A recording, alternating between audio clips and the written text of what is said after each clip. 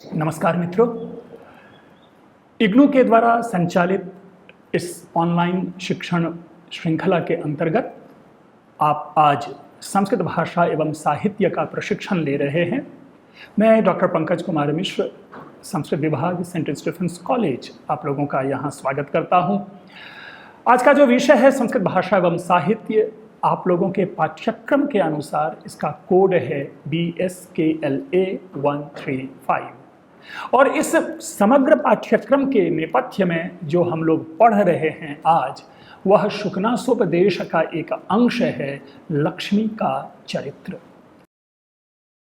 मित्रों, शुकनासोपदेश महाकवि बाणभट्ट विरचित कादंबरी का एक अंश है। जिस प्रकार महाभारत का अंश गीता, जिसको वैश्विक प्रसिद्धि की प्राप्ति हुई, उसी प्रकार अगर भारतीय साहित्यिक परिवेश की बात करें हम, तो उस परिवेश में बाणभट्ट की कादंबरी का यह अंश शुकनासोपदेश भी अत्यंत महत्वपूर्ण बन गया है।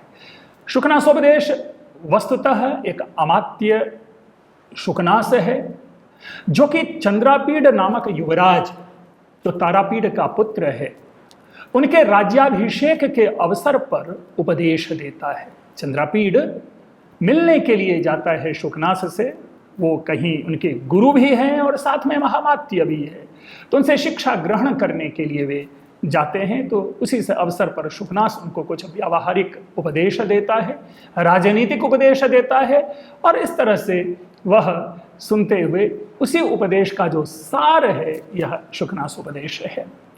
शुकनासोपदेश का जो वर्ण्य विषय है, अगर देखें तो इसमें हम पाते हैं युवावस्था के दोष, अर्थात प्रारंभिक रूप जो है उसमें कुछ युवावस्था के दोष के विषय में चर्चा की गई है। युवावस्था के दोष के अनंतर ही गुरु के उपदेश हैं, जो शुकनास कहता है कि गुरु के उपदेश का क्या महत्व है, इसके ऊपर विमर्श करता है, इसके विषय में कहता है। जैसे हम लोग आज भी कहते हैं ना, गुरु को त्वमेव माता च पिता त्वमेव, या गुरुर्ब्रह्मा गुरुर्विष्णु गुरुर्देवो महेश्वरः, उसी प्रकार यहाँ तो गुरु की महिमा है।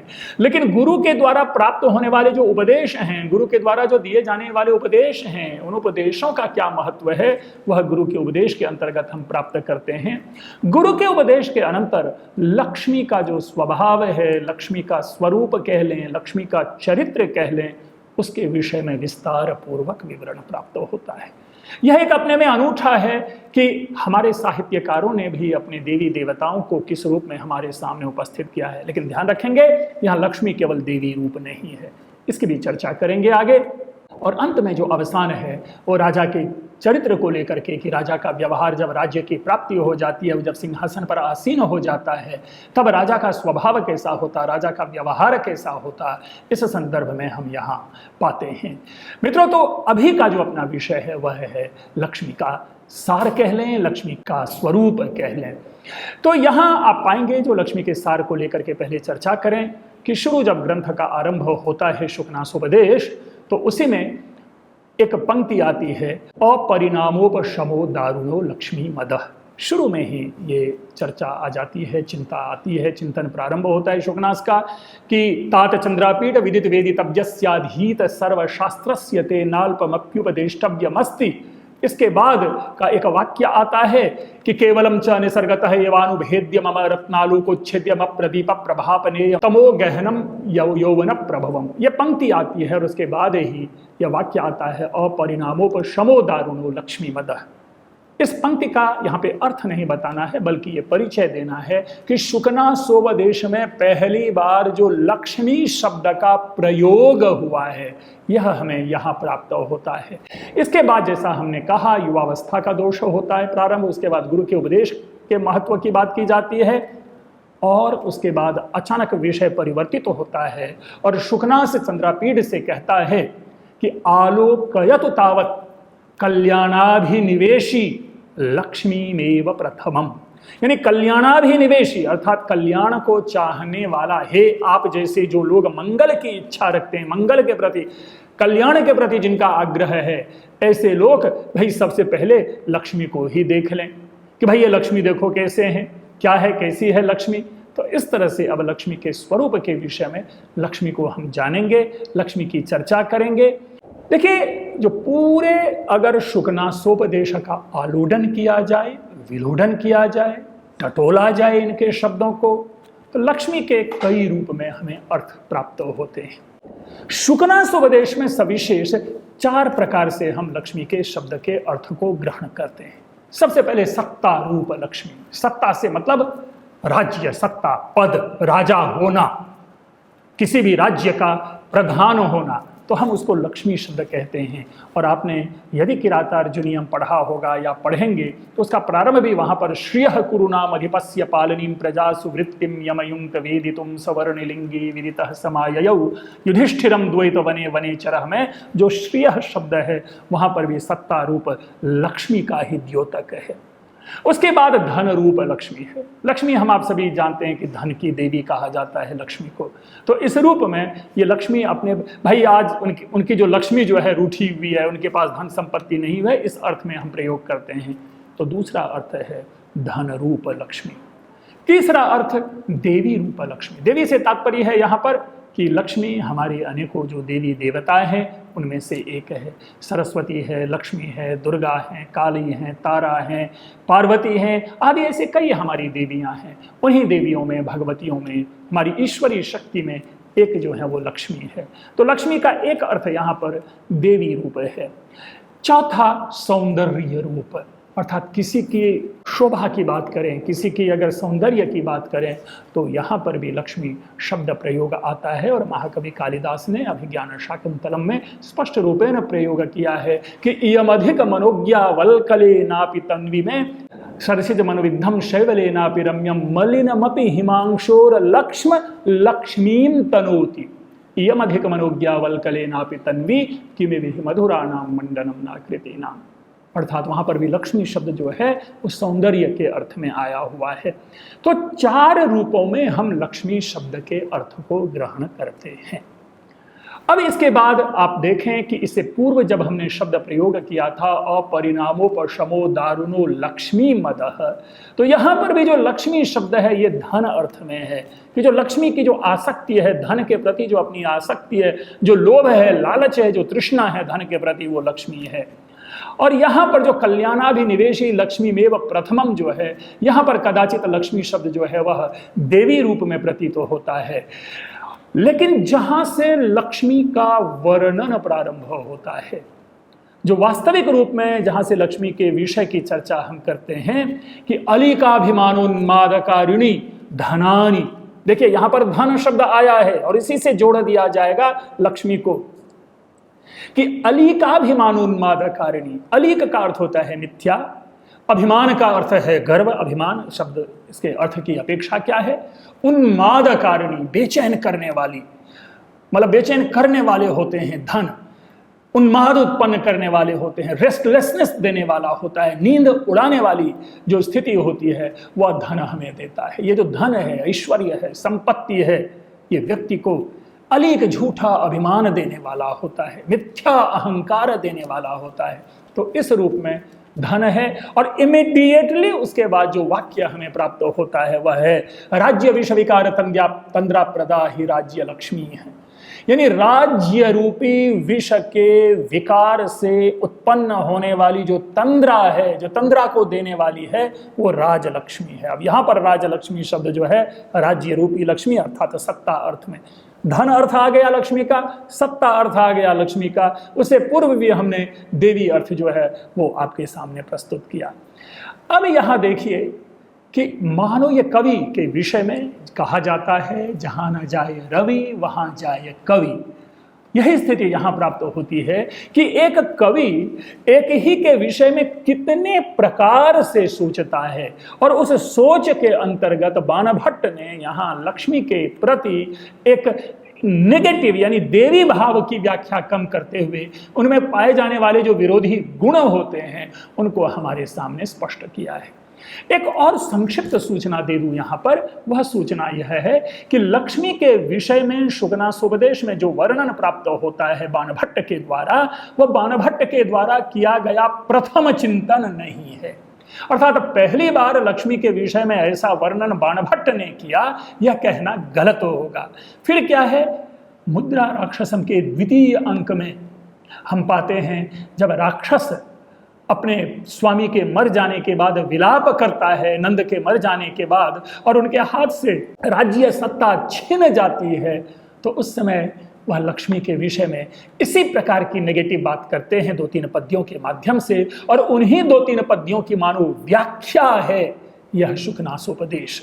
इसके बाद अब देखें कि अगर समग्र रूप में, समग्रता से लक्ष्मी के विषय में जानना चाहें, तो मैंने आपके लिए यहाँ पर एक सार रूप में किन किन रूपों में हम देखते हैं लक्ष्मी को, उसको प्रकट कर रहा हूं। लक्ष्मी चंचला है, लक्ष्मी मायावी होती है, लक्ष्मी किसी के प्रति मोह नहीं रखती, और लक्ष्मी छलनामय है, लोगों को छलती है। लक्ष्मी कुल का सम्मान नहीं करती, लक्ष्मी शील यानी सच्चरित्रता का आदर नहीं करती, लक्ष्मी पांडित्य को नहीं स्वीकार करती, लक्ष्मी त्याग करने वाले को नहीं मानती, लक्ष्मी धर्म पर आग्रह नहीं करती, लक्ष्मी किसी की विशेषज्ञता पर विचार नहीं करती। वो बड़ी ही सुंदर पंक्ति है, लघु वाक्य है, छोटे छोटे वाक्य हैं, और उन वाक्यों के अंतर्गत आप देखिए क्या किस रूप में ग्रहण होता है उसे समझिए। कहते हैं कि इयम ही लक्ष्मी, जैसे ये जो है, न परिचयम रक्षति ना भी जन्मीक्षते, न कुल क्रमम अनुवर्तते, न शीलम पश्यति, न वैदग्ध्यम गणयति, न त्यागमाद्रियते, न सत्यम अवबुध्यते, आदि इस प्रकार के, न धर्म अनुरुध्यते। इसी छोटे छोटे वाक्यों के द्वारा इस लक्ष्मी को हमारे सामने अभिव्यक्त किया जाता है। लक्ष्मी के गुणों की, लक्ष्मी में क्या क्या गुण हैं, उनका एक अनूठा चिंतन प्राप्त होता है। महाकवि ने लक्ष्मी के उस स्वरूप को हमारे सामने प्रकट करने के लिए जो देवासुर संग्राम के क्षण में जो समुद्र मंथन किया गया था, उस समुद्र मंथन में निकलने वाले जो जो तत्व हैं, उन तत्वों के जो विरोधी गुण हैं, उन विरोधी गुणों को उन्होंने लक्ष्मी में दिखाया। जैसे आप यह कहें कि समुद्र मंथन से उच्चैःश्रवा नामक घोड़ा निकला। अब वो घोड़ा क्या, घोड़ा चंचल होता है, तो मानो घोड़े के उस उच्चैःश्रवा से उस गुण को लक्ष्मी उत्पन्न हुई, यानी लक्ष्मी में चंचलता है। चंद्रमा के टुकड़ों में क्या होती है, क्या होता है, टेढ़ापन होता है। अगर चंद्रमा के आप द्वितीया, तृतीया, चतुर्थी, पंचमी आदि के दिनों के चांद को देखें तो वो टेढ़ा होता है। तो उसे टेढ़ेपन को लेकर के कहते हैं कि लक्ष्मी में जो एरोगेंसी है, जो टेढ़ापन है, वह चंद्रमा से इसने ग्रहण किया है, क्योंकि ये दोनों साथ रहते थे समुद्र में। इसी के प्रकार पारिजात पल्लव है, उनके पत्ते लाल होते हैं। पारिजात पल्लव समुद्र मंथन के क्षण में निकला, और समुद्र मंथन के जो क्षण में निकलने वाले पारिजात पल्लव है, उन पारिजात पल्लव की जो लालिमा है, उस लालिमा अर्थात आकर्षण को लेकर के यह लक्ष्मी निकली है। वो वाक्य है, एवं सहवास परिचय वशाद, जो है ना, विनोद विरह चिन्हानि गृहीत्वोद्गता, अर्थात एक साथ रहने के कारण जो जो उनके दोस्तों, मित्रों, साथ रहने वाले के विरोधी गुण थे, उन सारे के सारे विरोधी गुणों को साथ लेकर के ये लक्ष्मी निकली है। तो इस रूप में लक्ष्मी का वर्णन हमारे पास किया जाता है। वहां पर तृष्णा है, मोह है, मद है, काम है, अविनय है, मिथ्याचार है, आडंबर है, कपट का प्रसार है। अब जरा यहां देखिए, ये जो तृष्णा, लोभ, लालच, मित्रों, लक्ष्मी तृष्णा देती है, प्यास देती है। इयम ही संवर्धन वारी धारा, है ना, ये जो है तृष्णा विषवल्ली नाम, जो तृष्णा रूपी विषलताओं को बढ़ाने के लिए मानो ये लक्ष्मी क्या है, जल की धारा है। कवि की कल्पना है, अर्थात जिस प्रकार जल की धारा विषलता को भी बढ़ाती है, उसी प्रकार यह लक्ष्मी हमारी तृष्णा को बढ़ाती है। कवि ने 2-3 बातें कह दी। पहली बात तो यह कह दी कि ये जो तृष्णा है वो विष के समान है, एक। और दूसरी बात है, जिस प्रकार उस लता को बढ़ाने के लिए जल की धारा होती है, उसी प्रकार इस विष को, इस तृष्णा को बढ़ाने के लिए लक्ष्मी है। यानी जहां जहां लक्ष्मी रहेगी वहां वहां तृष्णा होगी। लक्ष्मी यदि है तो हम में तृष्णा है, लोभ है, लालच है। और मित्रों, आप लोग तो सभी जानते हैं तृष्णा की महत्ता के बारे में, कि तृष्णा ही एक ऐसा विषय था जिसके आधार पर बौद्ध धर्म का उदय होता है। तृष्णा चिर युवती होती है, तृष्णे का तरुणायते, और महाकवि भर्तृहरि तो तृष्णा के ऊपर में टिप्पणी करते हुए कहते हैं कि भोगो न भुक्ता वयमेव भुक्तास्तपो न तप्तम वयमेव तप्ताः कालो न यातो वयमेव यातास्तृष्णा न जीर्णा वयमेव जीर्णा। कि हम भोग भोगने चले, भोग तो भोग नहीं पाए, भोग ने मेरा ही भोग कर लिया। हम तपस्या करने चले, तपस्या तो कर नहीं पाए, तपस्या ने मेरा ही तप कर डाला। हम अपने तृष्णा को कम करने चले, तृष्णा तो कम नहीं हुआ, तृष्णा और बढ़ती ही चली गई, चिर युवती बनती रह गई। तो इस प्रकार से तृष्णा के ऊपर में है। और महाकवि बाणभट्ट ने लक्ष्मी को केंद्र बिंदु में रखते हुए उस तृष्णा के ऊपर भी वहां पर टिप्पणी की है। मोह है, मद है, अर्थात जहां लक्ष्मी रहती है वहां मोह होता है, मद होता है। मद यानी नशा, अहंकार होता है, काम, अर्थात जो एक काम विषय वासना के प्रति जो अभिरुचि है वह अभिरुचि जगती है। अविनय, विनम्रता चली जाती है, पूरी तरह से व्यक्ति जो है विनयहीन हो जाता है, अशिष्ट हो जाता है। क्षमा करेंगे, ये शुकनासोपदेश में लक्ष्मी के विषय में जो कही जाने वाली बातें हैं उन बातों को आपके सामने मैं प्रकट कर रहा हूं। इसी तरह मिथ्याचार है, मिथ्या आचरण हम करने लगते हैं। अगर किसी के पास लक्ष्मी चली जाए, आडंबर हो जाता है, दिखने लगते हैं और कपट का प्रसार बढ़ जाता है। निसंदेह जिसके पास धन संपत्ति है वो कभी सत्य नहीं बोलता, क्योंकि अपने उस धन की रक्षा के लिए वो सदैव मिथ्या बोलेगा और दूसरों के साथ कपट पूर्ण व्यवहार करेगा। जहां जहां लक्ष्मी जाती है लोक निंदा होती है। अब ये क्या मतलब है? ये स्वाभाविक है। आप जरा अपने सामाजिक व्यवहार को देखिए। कोई एक ईमानदार व्यक्ति अपने जीवन भर की कमाई से कुछ कुछ धन इकट्ठा करते करते कुछ धन जमा करता है। 10-20 साल के बाद जब उनके पास कुछ धन जमा हो जाता है तो वो सोचता है कि अपनी झोपड़ी का परित्याग करके मैं भी एक अच्छा खासा ईंट का घर बनाऊं, एक छत बनाऊं। और व्यक्ति अपने उस पैसे को इन्वेस्ट करके अपना घर बनाता है। पड़ोस वाले की नजर जब उसके घर पर जाती है तो पड़ोस वाला कहता है कि जरूर ये 1-2 का 4 करता होगा, नहीं तो ये तो इतना गरीब आदमी, इसके पास इतने पैसे कहां से आ गए कि ये इतना नया घर बना रहा है। देखिए, अर्थात जहां लक्ष्मी रहती है वहां पर अपयश होता ही होता है। उस पर हमारी दृष्टि नहीं जाती कि व्यक्ति ने किस प्रकार संघर्ष करते हुए कुछ पैसे बचाए और उस पैसे का उपयोग कर रहा है, लेकिन समाज वहां पर भी दोष निकाल लेता है और उसका मूल कारण है लक्ष्मी। लक्ष्मी हमें लोक निंदा देती है। लोक निंदा अर्थात समाज में हमारे प्रति एक विपरीत भाव प्रकट करता है, जिसके विषय में लोग वहां बोलते रहते हैं। हमारी सच्चरित्रता छिन जाती है।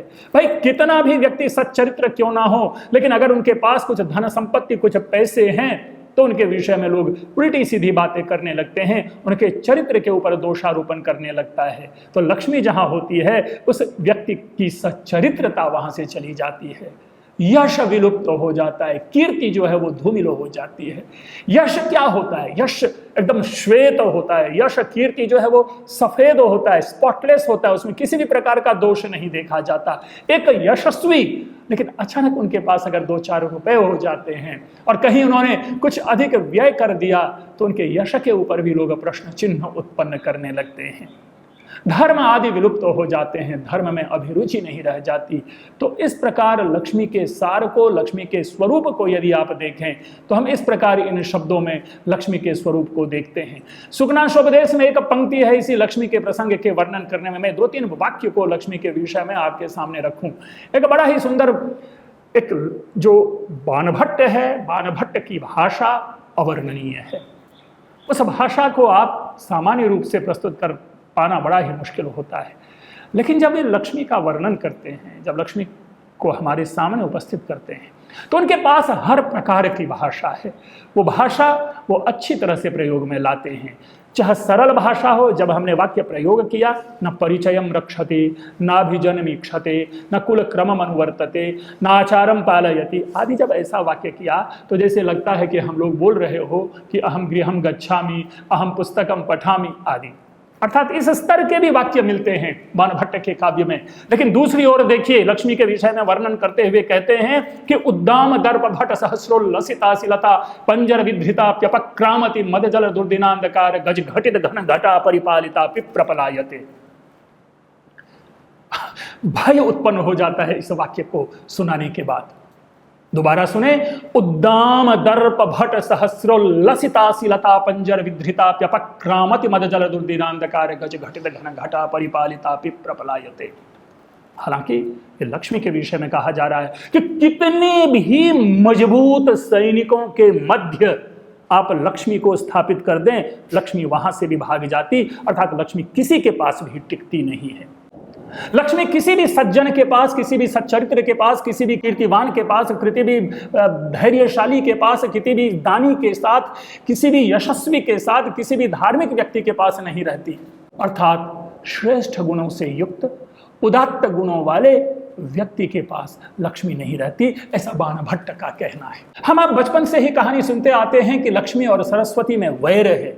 स्वयं बाणभट्ट भी कहते हैं इस सत्य की स्थापना करते हुए कि सरस्वती परिगृहीतेर्ष्येव नाभिलिंगति जन्म, कि जिसे किसी भी व्यक्ति को सरस्वती ने ग्रहण कर लिया है, अर्थात जिस व्यक्ति के पास विद्या है, अर्थात जो व्यक्ति विद्वान है, उस विद्वान के पास मानो ईर्ष्या के कारण लक्ष्मी नहीं जाती। अर्थात सरस्वती और लक्ष्मी में ईर्ष्या है, यानी जो व्यक्ति विद्वान होते हैं, ये हम इससे प्राचीन कालीन समाज को देख सकते हैं कि प्राचीन काल में विद्वान लोग के पास धन संपत्ति नहीं होती थी, तो इसीलिए एक कहावत के रूप में चल पड़ा कि जहां सरस्वती वहां लक्ष्मी नहीं। लेकिन आज ये सारी व्यवस्था बदल गई है। हम केवल शुकना सोपदेश में जो वर्णित लक्ष्मी का स्वरूप है उस लक्ष्मी के विषय में जानते हैं। लक्ष्मी के विषय में एक बड़ा सुंदर वाक्य है जो मैं बहुधा प्रयोग करता हूं, वह यह है कि रेणुमयीव स्वच्छमपि कलुषी करोति। ये लक्ष्मी जो रेणु के समान, जो ये लक्ष्मी जो है स्वच्छमपि कलुषी करोति, जो स्वच्छ व्यक्ति है उस स्वच्छ व्यक्ति के चरित्र को मानो कलंकित कर देती है यह लक्ष्मी। कैसे? रेणु की तरह, धूल की तरह। जहां धूल बैठती है वहां गंदगी फैल जाती है, उसी प्रकार जहां लक्ष्मी रहती है वहां पर यश जो है वह धूमिल हो जाता है। कैसे? देखिए, यथा यथा चेयम चपला दीप्यते तथा तथा दीप शिखेव कज्जल मलिनमेव कर्म केवल मुद्वमति। यानी जहां जहां जिस जिस प्रकार से यह चपला, यह चंचला लक्ष्मी प्रकाशित होती है, उस प्रकार से मानो दीप शिखा की तरह यह लक्ष्मी केवल काजल के समान कलंकित, यानी काले कर्म को ही जन्म देती है। मैंने उदाहरण दिया था कि जहाँ लक्ष्मी रहती है वहाँ पर प्रतिष्ठा नहीं दिखती, जहाँ लक्ष्मी रहती है वहाँ कीर्ति दिखाई नहीं देती, जहाँ लक्ष्मी रहती है वहाँ ज्ञान नहीं रहता। आप पाएंगे छोटी छोटी पंक्तियों के द्वारा समझाने का प्रयास किया है कि ये लक्ष्मी रहती कहाँ है, यह भी बताया। एक तो ये कहा कि लक्ष्मी यहाँ नहीं रहती, लेकिन ये भी कहते हैं कि ये लक्ष्मी यहाँ रहती है। तो कैसे? हिडिम्बेव भीम साहसिक हार्य हृदया।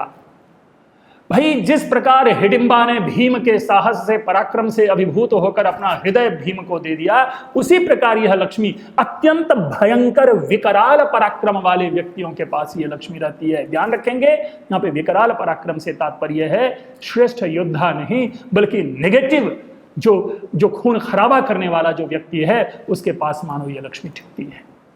इस प्रकार से वर्णन करता है ये। और कहते हैं कि ये लक्ष्मी जैसे जो विटपकान अध्यारोहति, जिस प्रकार लता है, लतेव विटपकान अध्यारोहति, जिस प्रकार लता वृक्ष के ऊपर में चढ़ जाती है, उसी प्रकार यह लक्ष्मी विटप यानी धूर्त, अर्थात धूर्तों के ऊपर, धूर्तों से लिपट जाती है, धूर्तों के ऊपर रहती है। यानी जो धूर्त लोग होते हैं, छली कपटी मायावी वंचनामयी जो होती हैं, वहां पे लक्ष्मी जाती है। तो एक प्रकार से एक विभेद, सामाजिक विभेद भी इस लक्ष्मी के माध्यम से हम देखते हैं कि ऐसा लग रहा है कि बाणभट्ट कालीन समाज में लक्ष्मी केवल उसी के पास रहती थी जो कि सदाचार से युक्त नहीं होते थे, जो कदाचार से युक्त होते थे। आगे देखिए, एक बड़ी अच्छी जो, जब लक्ष्मी के स्वरूप का वर्णन खत्म होता है शुकनासोपदेश में, और जिसके बाद राजा का वर्णन प्रारंभ होता है, उस समय भी देखिए राजा को वहां पर ड्रैग करते हुए लक्ष्मी के बारे में कहा जा रहा है कि एवं विधया पिचानया दुराचारया कथमपि दैववशेन परिगृहीता विक्लवा भवन्ति राजानः सर्वा विनयाधिष्ठानतां च गच्छन्ति। कि इस प्रकार से, यानी ऐसे अनया दुराचारया, देखिए लक्ष्मी के लिए दुराचारा शब्द प्रयोग किया गया है। यानी लक्ष्मी जो जिसको कि हम देवी स्वरूप मानते हैं, वह इस ग्रंथ में, इस शुकनासोपदेश में, उसके लिए महाकवि बाणभट्ट ने दुराचार शब्द का प्रयोग किया है। तो अनया दुराचारया, इस दुराचारिणी के द्वारा यदि किसी प्रकार दैववशेन, भाग्यवश राजा गृहीत हो जाते हैं, अगर राजा को पकड़ लिया, अर्थात किसी राजा के पास यह राज्य लक्ष्मी आ जाती है, यह दुराचारिणी राज लक्ष्मी आ जाती है, तो विक्लवाः भवन्ति राजान, राजागण जो होते हैं वो वे बेचैन हो जाते हैं, और सर्वा विनयाधिष्ठानतां च गच्छन्ति, सारी उच्छृंखलताओं का आश्रय बन जाते हैं वे राजा जिनके पास लक्ष्मी जाती है। बेसिकली ये उपदेश शुकना से चंद्रापीड़ को देता है कि हे चंद्रापीड़, आज के बाद से तुम राजा बन जाओगे, इसलिए अवेयर रहना कि इस लक्ष्मी के इस आवेग में, लक्ष्मी के इस आवेश में मत आ जाना, क्योंकि लक्ष्मी के द्वारा अगर तुम ग्रहण कर लिए गए, धन दौलत संपदा के पीछे यदि तुम चले गए, तो तुम्हारा भी दिन रात एक समान नहीं रह जाएगा, तुम्हारी रातों की नींद उड़ जाएगी, और लोगों का तुम्हारे प्रति जो व्यवहार है, तुम्हारे प्रति जो चिंतन है, उसमें परिवर्तन हो जाएगा। जो तुम्हारे प्रति आज सम्मान है लोगों के मन में, वह सम्मान जो है तुम्हारा तुमसे दूर चला जाएगा।